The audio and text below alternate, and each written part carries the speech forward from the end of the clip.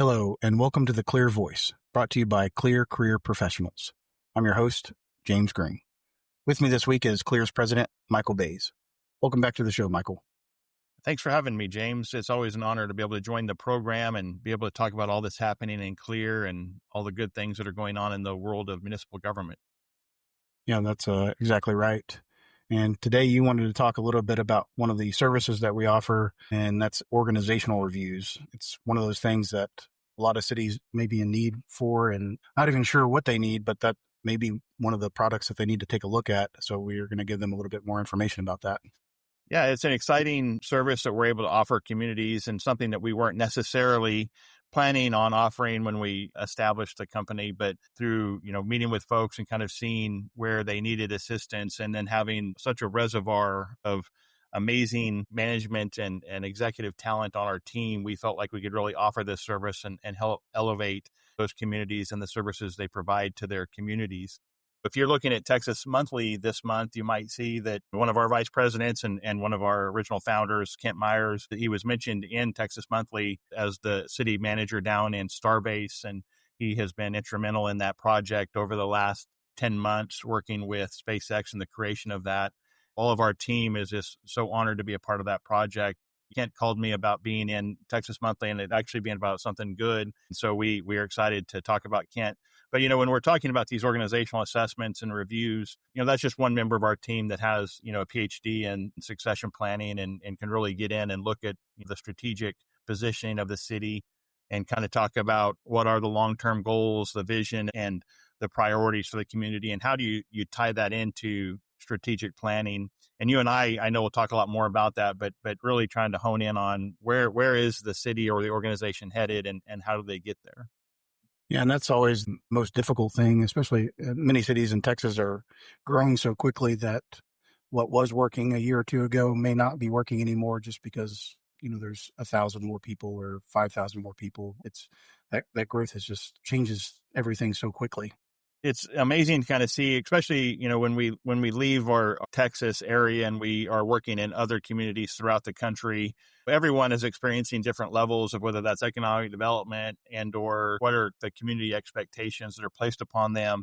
And, really when you're looking at your organization, you're trying to kind of figure out what can we control as leaders and executives on one side.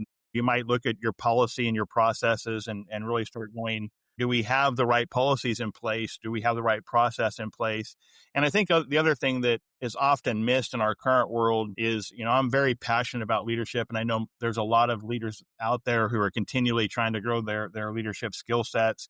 But often I think sometimes we miss just the basic components of management and operations. It's not enough just to be an inspirational leader and do all of those skill sets and tools. You also have to possess the management and operational skill sets to be able to get, some of the work done at the most basic levels to make sure your teams are, actually able to fix the water and wastewater plant and that your officers are actually out there making the traffic stops and your EMS and fire are responding at the very basic level at the best possible way for their community. And so kind of looking at those different layers is something that we'll talk more about, I'm sure, throughout the program.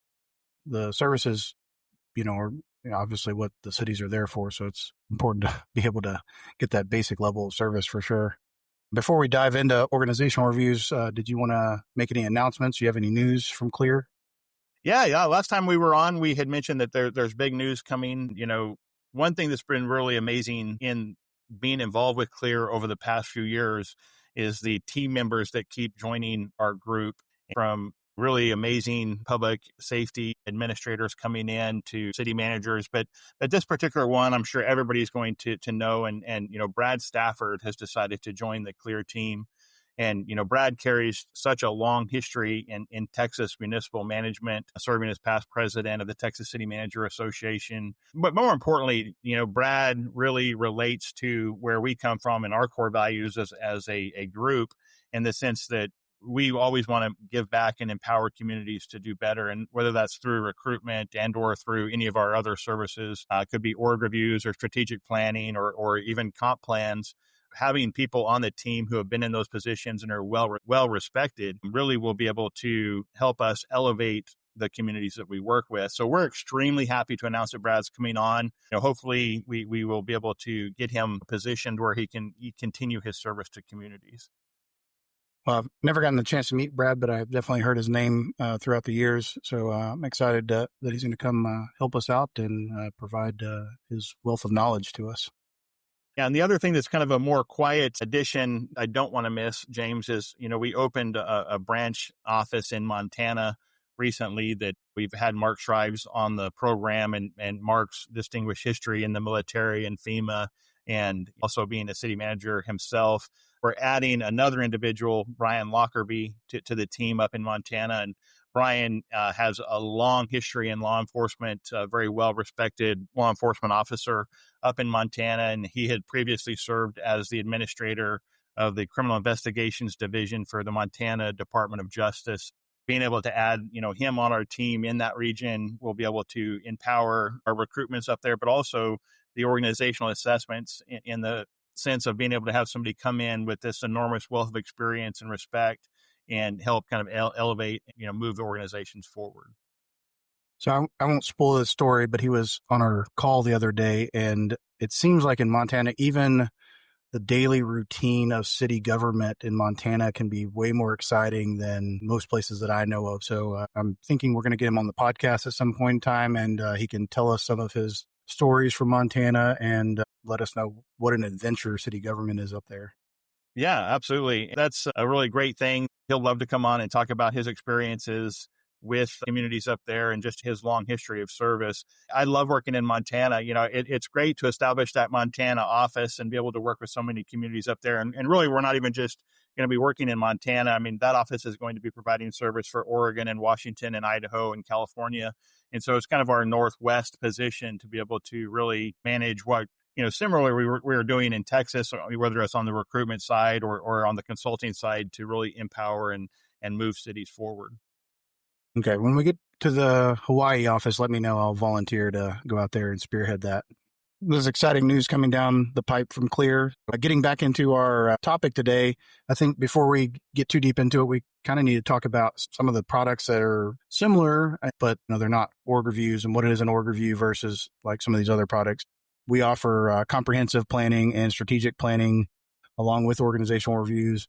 And then there's something similar that we don't necessarily offer, but some cities might be in need of, like an internal investigation. Yeah. So when you're looking at your strategic planning, you might be looking, to find what your core values as a community are and how those values move forward, down the road, providing a vision and kind of outlining the specific priorities for your team to follow. And then also, setting those goals for whether it's the 5, 10, 20-year plan that you're kind of working on. Once you kind of have that strategic positioning completed, naturally that kind of flows into a comprehensive plan that then more eloquently talks about how do we actually achieve these things. And that might look at what do our streets and transportation plans look like? What does our water and wastewater plan look like? Dealing a lot more with not only civil infrastructure, but also organizational structure, looking at how many employees are looking at hiring in the next 5 to 10 to 20 years, and kind of then looking at that financial planning of, well, how are we going to afford to hire these employees and then maintain that wage that is going to bring in the best of the best to serve our citizens. And so, those are things that we certainly are happy to get in and work with. They're separate from the organizational assessments that we'll do and we'll talk more about today. And then when you're talking more about the investigation side, we typically do not participate in a very specific internal investigation. We have partners that we've worked with in the past and trust. And certainly, if a city organization or elected official, calls us, we can kind of talk them through this process and kind of outlining, whether it's a service that we can offer or direct them in a way where they can work with a trusted partner that we know will get in and actually look at the per se investigation where you're actually looking at a specific thing. Like, for instance, if you feel like there may be fraud or waste or abuse in a specific city, looking at that and kind of analyzing and going, hey, is this what exactly is occurring in this specific situation, would be much more of an internal investigation where we would help them partner with somebody that we've trusted before. An organizational review, while you don't necessarily have to do it when there's bad things going on, you can do it just as a external audit of a organization and making sure that it's functioning properly. But if you had some sort of internal investigation and discovered things through another party, you may follow up with an organizational review just to make sure that all the controls are there and that, the new person that's hired to take that spot, assuming that there's somebody let go, is following the plan from the internal investigation. Yeah, absolutely. And, that's the thing that we really, I think, want to encourage cities is a number of times local governments are reaching out to us because maybe they don't know what a specific problem is in a particular department, but they can kind of just see that, maybe one of their department units isn't functioning to the highest level. And they just want to bring us in to kind of figure out, hey, what's going on in that specific department. And we love getting in and kind of analyzing those things and working with the team to try to figure out those nuances and or really looking at what skill sets are needed or how do we, either talk about policy or process that are going to improve it, or maybe, the leaders of that organization need to improve in some of their skill sets as well. And so really looking at some of those things. But I think you're right. You touched on this point that what we would really like to get to is a way for cities to reach out and kind of schedule these organizational assessments, not just when there's a problem, but really kind of do it on a timeline and rotate through. When you feel like you're getting sick and you need immediate help, you're going to go to your doctor, but you also go to your doctor, for your annual physical and you try to maintain that wellness. These can also be used like that. So, you can bring our clear team in to look at each department and maybe kind of do a rotation of every 5 to 7 years where you're just analyzing and going, hey, let's look at how we're doing. And that way we can catch problems early on before the performance and or service that we're providing to our community start to dip, and really just making sure that we are in alignment with our strategic plan and that we are in alignment with what the visions and priorities of the community are before you start losing that service level. Yeah, so to kind of summarize, a strategic plan is kind of like setting the GPS of the organization. Where are we trying to get to? What are the mission and vision, and what are objective goals that we can fulfill that mission and vision with? A comprehensive plan is more like a blueprint where you're taking those things from the strategic plan and actually mapping out details in a bunch of different areas of how to get there. And then an internal investigation is just about one or two specific things. There's some sort of harassment complaint, or there's a suspicion of fraud, waste, or abuse, or something like that you need to look at. And then an organizational review, I think you summed it up the best, is kind of like going to the doctor, hopefully for your checkup so you can catch anything before it becomes something bad. But, if you are sick and you don't know exactly what the problem is, or part of your body feels bad, you would go to the doctor and they would, kind of assess it and figure out what exactly is going on and then how to fix it. Yeah, I think that's a great summary. And it's all something that we are really passionate about here at Clear, and something that people who have worked with us in the past, whether it's through the recruitment phase, either as a client city or even a candidate, or have experienced us coming in and working with an organizational assessment, is they'll see that we have a relationship based approach. We aren't just an organization that is coming in and trying to do the checkbox of going, hey, you've hired us. Let's just, do a template and we're going to provide you something and say that this is completed and finished. We really want to get in and build that relationship with our clients and our candidates and make sure that we are solving the specific problems or helping them move forward in a very collaborative way. And so I think that's the thing that sets Clear apart from many other organizations, is that ability to really get in and build relationships with our team that is so experienced and knowledgeable about the specific operations that they're managing and leading through their communities. Throughout the years, I've seen various consultancy firms come in, and I know at least on more than one occasion, I've seen reports come in, or I saw a policy manual one time that still had other cities' names in it, and it was just copy paste, take out their city's name, and they didn't even catch all of them. That's not what we're trying to do, because every organization is different, and whether we're doing policy or an org review or anything else, you have specific needs and specific challenges where you are, and there's not a cookie cutter approach to everything. Here in Texas, there's a really great program, the TPCA recognition program or accreditation program here with police departments. And one thing I always like is that's a really amazing program to have folks come in and analyze those policies and procedures and kind of looking at the process in which police departments are functioning. Something that's happening, interestingly enough, is we were hired by a municipality to come in and do an organizational assessment of their police department. They had just went through a TPCA recognition process about 9 months before we got there. It was interesting to kind of look at that, and there is a huge difference between one of those accreditation type of processes and having folks come in to analyze, what your complete policy and procedure manual looks like. Make sure you have all the right policies and procedures, and then at a high level, look at your proofs and make sure you're doing some of the things that are in those things. When you hire us to do an organizational assessment, it's, I was going to say, much deeper than that, in the sense that we meet with every employee of the department. And for larger organizations, that can become somewhat difficult. So we do have a way to kind of get a survey out there. But one thing I don't like about surveys is it lacks that interpersonal connection where you can really explain what you're talking about in the survey. For instance, if you go, hey, how's your manager performing, rate on a 1 to 5, and you rate a 3, and you go, well, hey, he's a pretty good boss. Well, I can put that in a document, but I don't really know what that means. I don't know why you didn't score him a 5. And I also don't know, well, is there any other issue that you maybe contemplated scoring them a 1 or a 2? We can, in those larger organizations, use a survey. But for us, it's really about getting in and having those one-on-one conversations to where people have that voice, where they can go, hey, here's what I am experiencing, and here's why it makes me feel that our level is at a 3. Whether management would agree with that or not, it's a very real conversation and information that is then able to be put into a report to really build the organizational culture.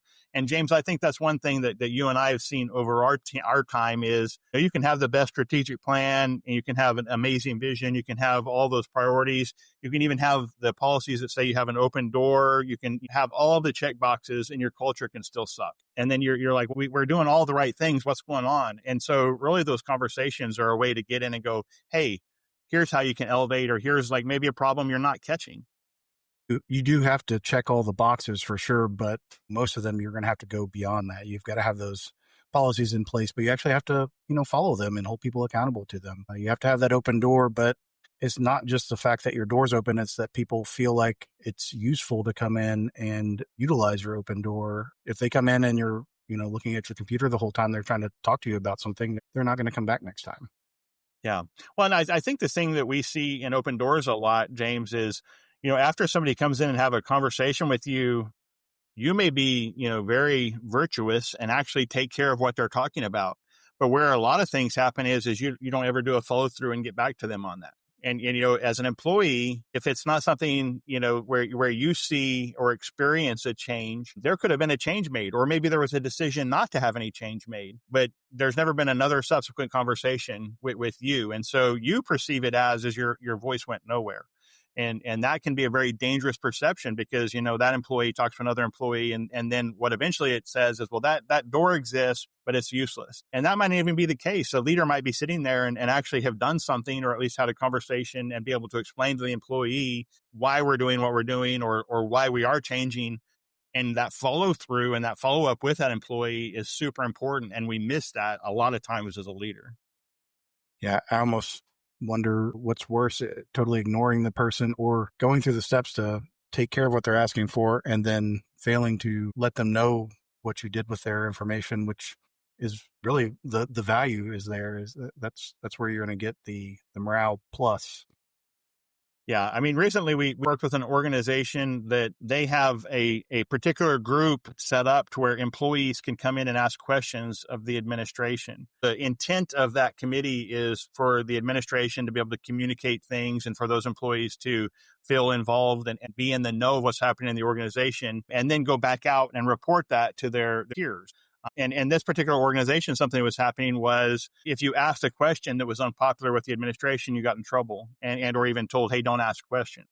I just think that there's such toxicity there, because, sure, you have this committee, which intent, it sounds really great and can be very, very powerful in a healthy way, but, used in an unhealthy way where you are trying to block information as an administration, or you feel like people can't ask questions, it actually acts in the reverse and creates a huge problem for the organization. And so how leaders work with those different things and are able to adjust the culture based on those things, holding true to their authenticity and vulnerability as a leader, is really, really important. Yeah, I think back in the past about how many problems that I've been made aware of just walking to the parking lot to go to lunch and stopping and talking by the officer that's, fixing to head out, and learning about something that's going on just by, talking to them for just a couple of minutes. It's amazing that people don't take those opportunities to say hi. And that's That's where you're going to discover the problems, is not sitting at your desk. It's, out there in the field is where they exist. And that's the people that you need to talk to. I want to make sure it's clear to folks that when we come in for an organizational assessment, one of the very first questions we ask is, how do we help this organization function better for the people it serves? When I'm talking about the people it serves, I'm talking about those internal stakeholders as well as external stakeholders. We will come in and we will look at policy and process. And you mentioned that those things are some of the cornerstones of building a healthy organization. Is you have to make sure your policy and your processes are in place, that they're legal, that they're well vetted, and that they hold true to where you're trying to take the organization. When you move beyond that, how are your management and operations functioning? In some cases, we get in and some organizations are trying to be too technically advanced on, their software. And so we can come in and go, hey, slow down on the software piece. It's actually intended well, but it's actually causing more work and not functioning for the community or for the end user. And so those kind of management and operational processes. And then we'll also really delve into the cultural aspect, the leadership aspect. And then oftentimes it's a communication piece that is sometimes missing in that flow of information that would really empower the department moving forward in a better direction. When we come in on a organizational review, we're going to bring in a subject matter expert. And that's one of the things that sometimes people don't understand is, even if you have a great city manager, they don't know everything about every single department. They, maybe came up from public works or police or fire or wherever they came up, but nobody can know everything about every discipline. The city government is so vast in the amount of things that you would need to know. So we're bringing in, for a police department, we're bringing in former police chiefs, or same thing with the fire department, former fire chiefs. Describe the process other than that. What else were you doing inside there to do that health check? One thing that we always try to do is connect with the executives of the department first. Having served as an executive of a department, it's always a kind of a weird feeling when you're having an outside organization coming in and doing a quote unquote assessment. And so I always try to get, that leadership team, on a meeting to talk about, hey, our reason we're doing this is to help you. It's not to come in and criticize you. Having served in that role, I'm not sitting in their seat. There are a million things that are impacting them that I have no information that I know about, right? And so I'm not going to get in and second guess all of their decisions and or go, hey, this is something you should have done. I think for the most part, most of the people we talk with that are in leadership positions and organizations have a really, really good heart, and they have a really passionate sense of service, not only to their organization or their community. And we always start there because, very, very rarely do we come upon somebody who is just in a horrible position or a position that they shouldn't be in. I think that's the one thing we want to do is make sure that they feel that this is a good thing for the organization. And then we will get in and we do review, policies, procedures, their processes.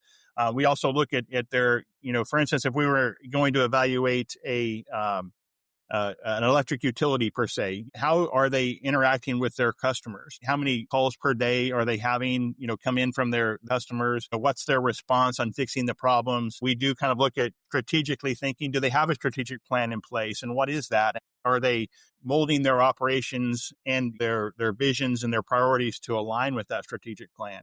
One of the pieces, like I said, I really enjoy is the actual one-on-one conversations. And those take a huge time investment. Sometimes I'll get in and the employees will go, hey, this is just such a waste of my time. I don't really have anything to say, or this doesn't impact me.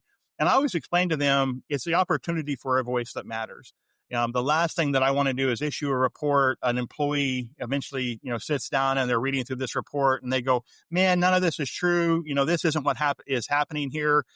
That's the last thing I want. By meeting with everybody, they've had an opportunity to have that voice, and they've had the opportunity to go, well, tell me what's happening. And so I think that gets a lot more buy-in for the organization than if we just go in and issue some high-level report that we don't actually know how it's impacting those folks on the ground that are actually doing the job. And so frequently, the leader who have, in some of these cases, been in their position, 15, 20, 25 years and have been doing a great job, they haven't left the office in quite a while. And so, when you're talking to the line level employees, they're going, well, hey, I just feel like, the guy at the top doesn't even know what we're doing. And that can be, an issue that we can help work through as well. But that's something that needs to be said, because then that leader at the top can maybe adjust that, and they can go, hey, how do I tune this up or tune this down? Maybe I do need to go in the field a little bit more to kind of see how, what we're doing on the management team is impacting those folks at the service delivery level. You mentioned surveys earlier as something that we could use in a larger organization. But when we're actually talking to people, that's one of the things you can't do in a survey. You can't build rapport with an employee because a lot of them are not going to trust a survey. They're not going to trust that it's anonymous.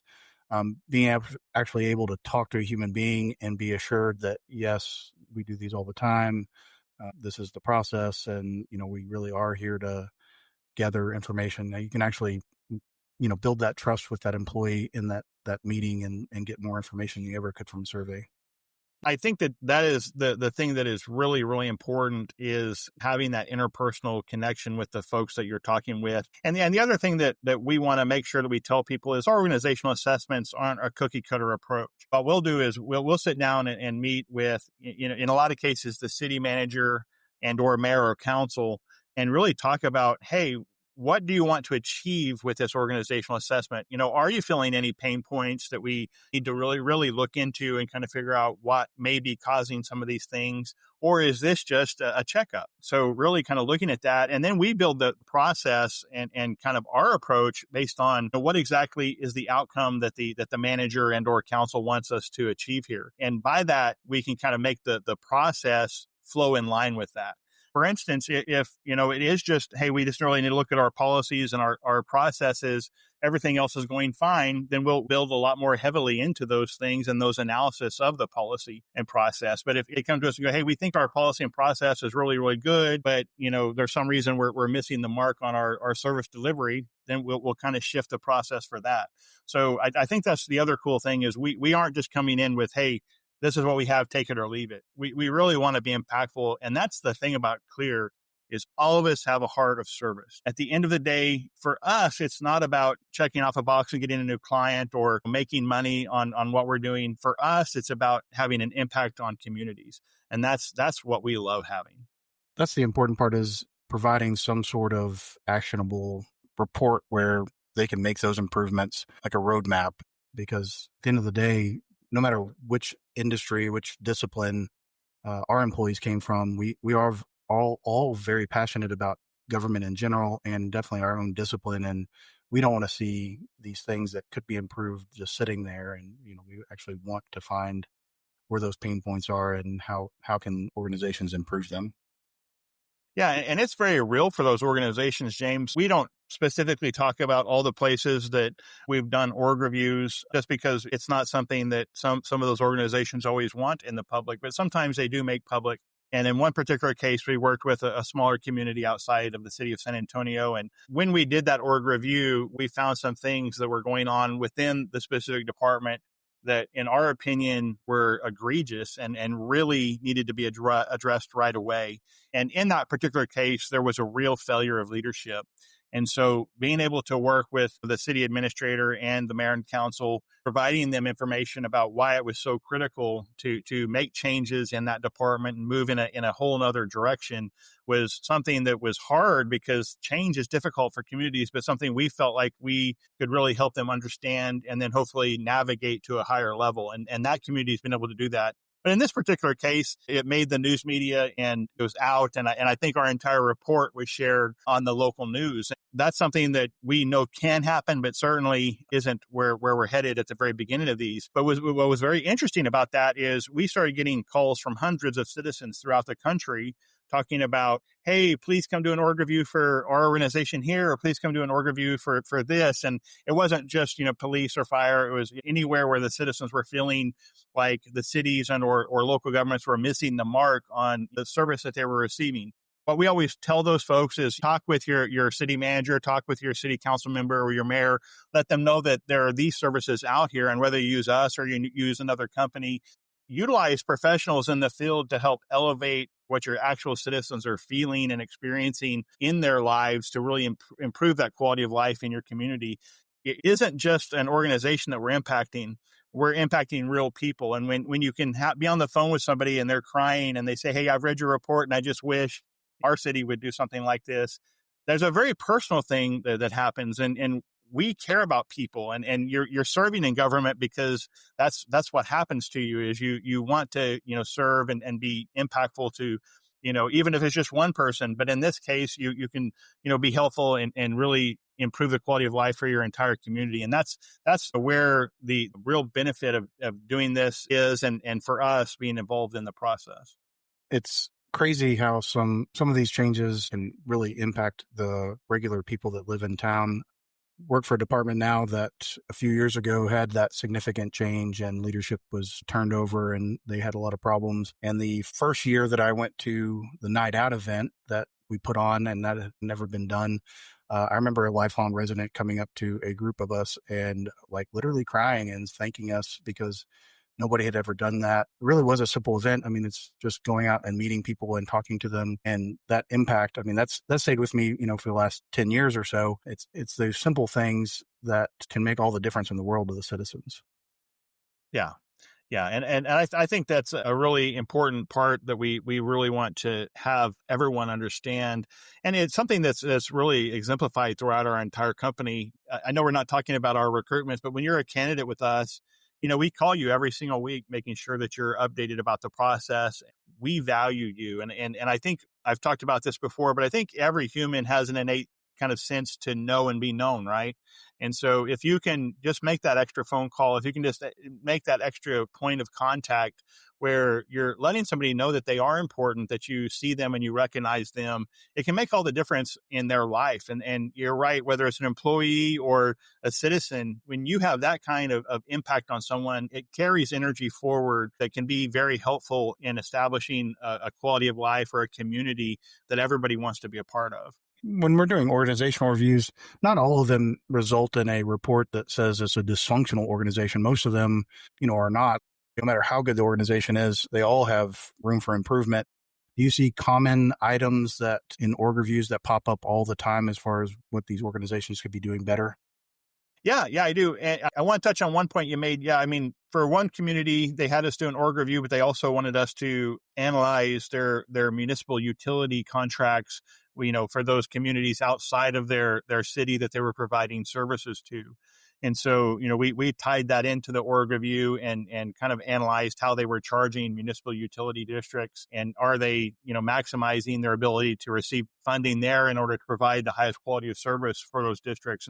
So that's another kind of example of how we can kind of break the mold. That's not something that we typically do, but yeah, there wasn't at the end of that report, there wasn't a, hey, we need to change in leadership. For the most part, a lot of good things were happening for that community. And we did both police and fire there and then analyzed mud contracts for both those organizations.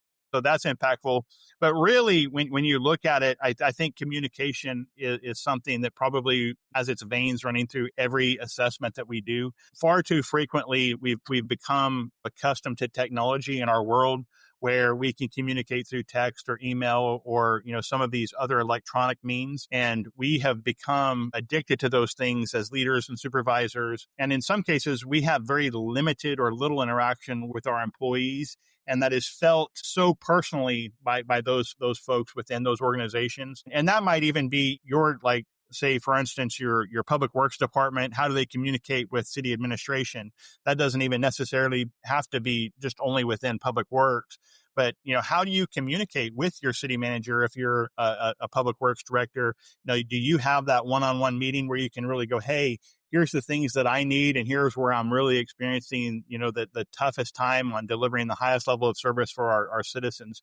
Frequently, when we look at these organizations, that communication piece is either too reliant on technology or missing altogether. It's not really a surprise to me that communication is the problem, and communicating those expectations, I think, is one of those things that I see time in and time out. Yeah. Well, in some respects, you'll talk to some folks and some mayors and council, and you'll ask them if their previous city manager had communication with them. And in one case, we worked for a city who the city manager retired. He wasn't even leaving, because council wanted him to. He just retired, and they engaged us to do a recruitment. And I sat down with all of mayor and council, and I asked them, what their expectations were and things like that. And they brought up communication. And I said, well, how did your previous city manager communicate with you? And they said, we haven't talked to him in 8 years. And I was like, well, did he do even a monthly or a weekly report by email? And the answer was no. And so I was like, that's a pretty low level of expectation, because I know in the city management world, you should be meeting with your council members and mayor regularly. I don't want to say that you should just send out a weekly report, because again, I think just sending that email out isn't enough. I think actually making sure that there's actual conversation with the folks that you're reporting to, who then talk to the citizens, is extremely important. But on that same level, if you're the city manager and you're not actually having those active conversations with your department heads, there's a piece missing, because there is no context in email. It's really hard to figure that out. It's so vital to really have that human interaction. And in a world where we're moving so fast on the technology side, I think people are starving for that human interaction. And it can just take a couple of minutes. And I know it's a time investment, but it's an investment that is well needed. When we did the AI podcast, that was one of the biggest takeaways that I had, is that going forward, the people with the technical know-how that had very little human interaction skills aren't going to be as necessary, because everybody can look up the information on what the process is, but it's going to be communicating out the why of the process that is going to continue to be the most important thing. That's the cool thing about these organizational assessments, James, is we can get in and really understand what's impacting the service delivery level and how do you improve that. I want to also tell the average cost for one of these organizational assessments, just on average, is around $10,000. And so, this isn't something that you're going to have to come in and drop 40 or 50 or $60,000 on to, get, information.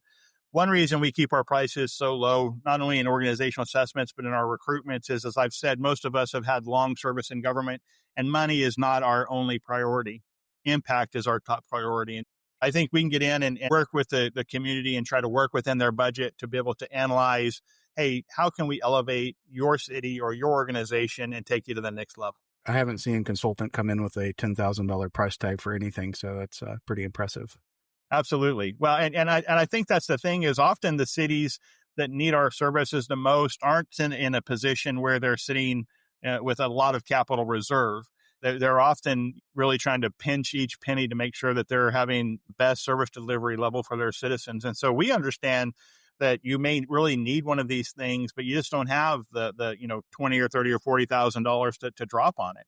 And so that's where we want to come in and go, hey, no, we can give you this service, this product. We can help elevate your organization, but we understand the budget impact there. We understand that your citizens have many more things that they need, and how can we work together on this? And so for the people listening, and they are thinking, well, we would love to get in this and get that wellness check done, what are their next steps? How do they get a hold of us, and how do they communicate that to us? Yeah, I think the easiest way is you can email info at clearcareerpro.com, and that will go to our team, and we can then get with you and talk specifically about what your needs are. So they can also, find me or Clear Career on LinkedIn, which is one of our primary platforms. Clear has now 23 people who have experienced lifelong careers in municipal government that are associated with our team. And so while it may not be me doing the org review, it'll be somebody, like you said, who's a subject matter expert. When we talk, I want to really highlight our fire guys. When we talk about fire, and you can talk about Danny Kistner, who just a lifelong leader and servant, a doctor in leadership studies from SMU, now serving with the Fallen Fires Association, as well as serving as our vice president. When you can get a guy like that to come in and do an org review for $10,000, that's why I think why so many fire departments are using our services. And then, we brought on Del Albright, who in his own right has such a long and distinguished career in the fire service. And so, like, from fire to finance to just administration and or police, and we even have a public works director that we work closely with. You have somebody who has been in that position that can really come in and give you that outside perspective on how to elevate. So we feel like this is one of our best service products to really give back to communities, because at the end of this, what we've seen is transformation in the departments that we analyze. And that's always really awesome to see when you look back on those organizations and they have utilized the information to move the organization forward. And now the citizens at the service delivery level are experiencing a better quality of life because of it. We're hoping that if we do get one of those that results in some necessary transformations, that the city engages us a few years down the road. And when we come back in, those things have been done. And while there's lists of improvements to make, they're not critical failures. So I think that would be, a win in our book, wouldn't it? Yeah, absolutely. Absolutely. And that's the thing when you are really looking at your organization, don't wait until there is a problem. Bring a professional consultant, to come in and look and really help elevate your organization. So frequently we get locked in our own paradigm. We only hear and see the same things and hear from the same people all the time. I was talking to Jeff Spivey, who is one of our other vice presidents and such a long career in law enforcement. And I told him, I said, sometimes I do these org reviews, and when I'm looking at them, there is something so simple that I just want to go, hey, this is something that have going on that would make a tremendous impact, but they don't see it. And so having just somebody come in sometimes to go, hey, this isn't going to take a lot of money to change. This isn't going to take, having to fire a bunch of people. Just a pretty simple tune up or tune down on a couple of different areas can really take your performance level for the community way to another level. And so I think it's really great getting to be that guy sometimes or that company that helps them see those things that they can't see themselves. Yeah, isn't that kind of an old cliche that you're too close to the problem and it's staring you in the face and you just, even though you have the talent and the skills and the knowledge to fix it, you're just too close to the problem, and having somebody come in from the outside, they can immediately see what it is and help you make that tweak, and you're off to the races. Yeah, absolutely. You guys have a TML conference coming up, and Clear is going to be there for that.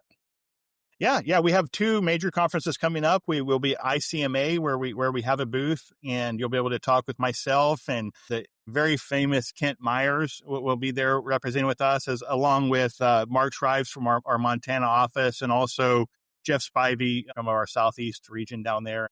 We'll all be there at ICMA, and then we will be at TML, and we have our strong showing of our group there. So I hope people will come by our booth. I'll be at that conference again, and then we also have Kelly Kinsler. Brad Stafford will be making his first appearance with Clear. A couple of our other folks, Deanna Hendricks, who is our organizational development vice president and our candidate relationships vice president, and also just happens to be my brother, Kevin, will be at the TML conference. And we're really happy to represent Texas and all the relationships we have with municipal government in the region. I forgot about the ICMA conference, and that may be because I didn't get invited to go to Tampa. Yeah. Well, next year, I think we'll bring, we are looking for next year, and I think it's in Long Beach. So while it's not Tampa, there is going to be a beach nearby. Yeah, that'll work for me. Well, as long as while you guys are at the conference, you look for guests to come on and talk about all the fun things that people need to know about. Absolutely. Well, I appreciate this podcast, and I appreciate what you're doing, providing such great information for communities out there. And I think even the podcast has been impactful, and I think it's a really great product that we have. Yeah, definitely. It's been exciting getting this off the ground, and it's been fun to do. Well, I think we're going to wrap it up here. We appreciate everybody listening. Thank you, Michael, for being on again, and we'll catch you next time.